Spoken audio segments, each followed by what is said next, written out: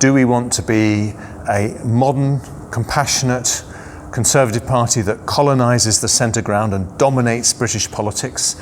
Or do we want to retreat to a right-wing bunker with much more limited appeal? We have to leave the European Union by the end of October, otherwise we lose faith in our democracy. Good morning. It's day 2 of the Midland Project. The other day I went and met Luke Springthorpe and Nabil Najjar from Conservative Progress to ask them about how the Conservative Party members are currently feeling about their party. When I met them, they said to me if I'd like to come along to their event this weekend, I could get the opportunity to speak to some of the key figures within the Conservative Party.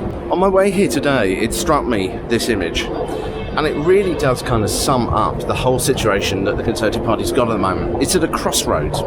Where does it go next? And since the people who are in charge of the party are going to be the people who decide its future, who influence its future, what do they say is going to happen? I also managed to pick up a newspaper on the train, and here it kind of sums it up. This is actually yesterday's newspaper, but it says here, Hunt and Johnson take their battle for the leadership to grassroots Tories, and that's what is happening today. So I'm backstage here at the Greenwood Theatre, just near the Shard in the centre of London, and I'm setting up my kit so that I can do these interviews, and hopefully I'm going to get some of the key figures, as I say, from the Conservative Party to be standing here in the next few minutes, and we can ask them a couple of questions. As I said before, I've literally only got like 90 seconds, 2 minutes with them. So I'm going to try and run through some of the questions that you have asked and some of the questions that people have been asking generally, and try and get at least a feel of how they feel about some of the key issues right now and what they're going to do in terms of trying to turn the brand of the party around. First question is Brexit. Can you sum up your policy on it in just a couple of sentences, in simple terms?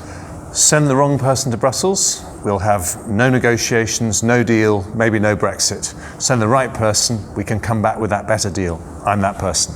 We have to leave the European Union by the end of October, otherwise we lose faith in our democracy. So in my view, there's 3 steps to achieving it. We need to introduce legislation by summer recess.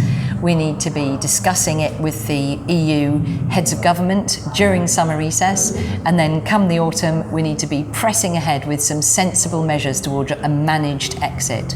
Well, we need to deliver it, and the date is vital, and we need to deliver it by the 31st of October, and only then, once we've delivered that, regain trust with the public who have been waiting for that for such a long time, the biggest ever sort of democratic vote, and then we can move on and do what a good Conservative government needs to do post-Brexit. And to get that done, we need to consider a renegotiation. What options would you consider?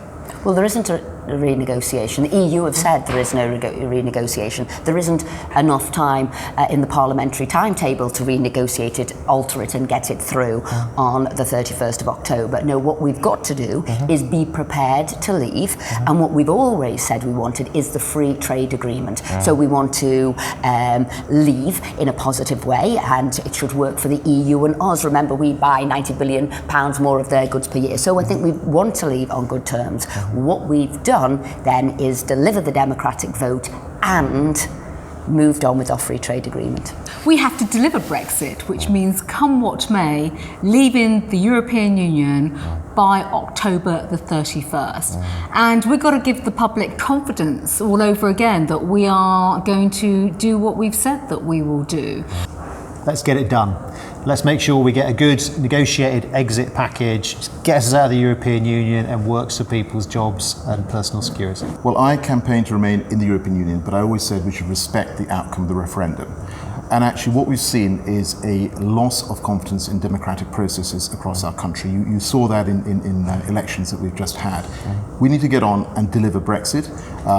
I would like us to do a deal with the European Union, but actually we must prepare to leave on no deal.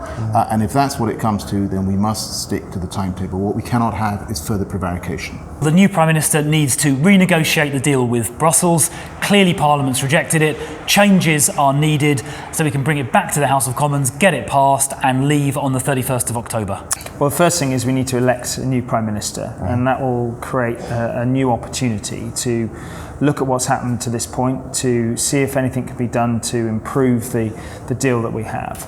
But I think what's absolutely clear from what we've seen in Parliament and we've seen through the early stages of this leadership campaign is Brexit has got to be delivered. This notion of some always extendable date will not cut it. We saw the frustration that people felt in the European elections, and the people are feeling angry. They're feeling angry that a decision they were asked to make, they made it, and 3 years later we haven't delivered.